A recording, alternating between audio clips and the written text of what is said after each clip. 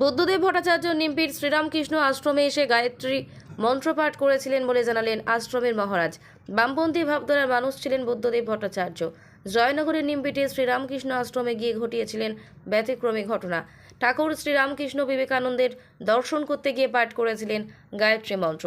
তাকে গায়ত্রী মন্ত্র পাঠ করতে দেখে সেই দিন অবাক হয়েছিলেন আশ্রমের মহারাজরা। সুন্দরবনের কুলতলিতে এসেছিলেন তৎকালীন সদ্য প্রয়াত প্রাক্তন মুখ্যমন্ত্রী বুদ্ধদেব ভট্টাচার্য। ফেরার পথে জয়নগরের নিমপিটে শ্রীরামকৃষ্ণ আশ্রমে আসেন ঠাকুর শ্রীরামকৃষ্ণ বিবেকানন্দ ও সারদা মায়ের মূর্তি দর্শন করতে মন্দিরাগৃহে প্রবেশ করেছিলেন তিনি। আর সেখানেই ঠাকুরদের প্রণাম করে গায়ত্রী মন্ত্র পাঠ করেছিলেন, যা অতীতে ওই ভূমিকায় কখনো দেখা যায়নি বুদ্ধদেব ভট্টাচার্যকে। আর সেদিনের ওই ব্যতিক্রমী ঘটনার স্মৃতিচারণ করলেন বৃহস্পতিবার নিমপির শ্রীরামকৃষ্ণ আশ্রমের মহারাজ স্বামী অমৃতানন্দজি মহারাজ। তিনি এদিন বলেন, ভালো মনের মানুষ চলে গেল, ওনাকে কাছ থেকে সেই সময় দেখেছিলাম। আজ ওনার মৃত্যু সংবাদ শুনে মনটা ভারাক্রান্ত হয়ে গেল। আর ওনার ওই দিনের ছবিগুলো আজ শুধু চোখের সামনে ভেসে উঠছে।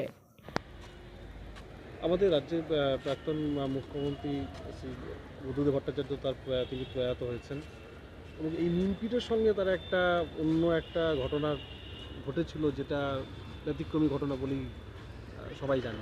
সেইটা যদি একটু স্মৃতিচারণ করেন।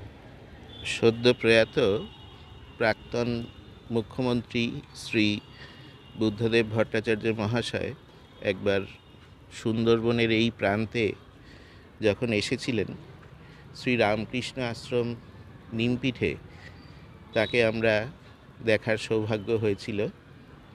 একটি ব্যতিক্রমী ঘটনার আমরা সাক্ষী। সেই সময় যিনি যখন মন্দিরে প্রবেশ করেন, ঠাকুর মা স্বামীজিকে স্মরণ করেন এবং গায়ত্রী উনি পাঠ করেছিলেন, গায়ত্রী মন্ত্র।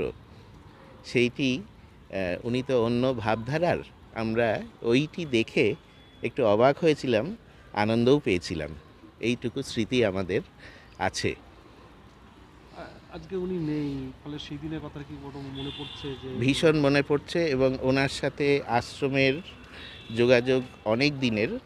এটা যেহেতু সুন্দরবন অঞ্চল, সুন্দরবন ডেভেলপমেন্টের কাজে ওনার কাছে অনেকবার আশ্রম থেকে যারা গেছেন সবসময়ই সাহায্য পাওয়া গেছে এবং উনি বিশেষ খেয়াল রাখতেন এবং বিশেষ যোগাযোগ ছিল ওনার সাথে আশ্রমের।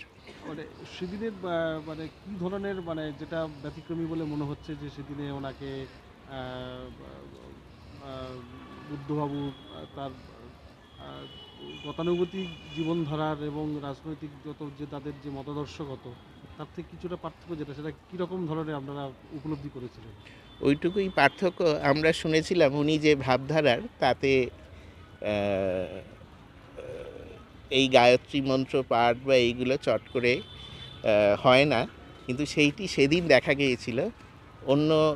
এইটি একটি ব্যতিক্রমী লেগেছিল এবং উনি নিজের স্বধর্ম পালন করে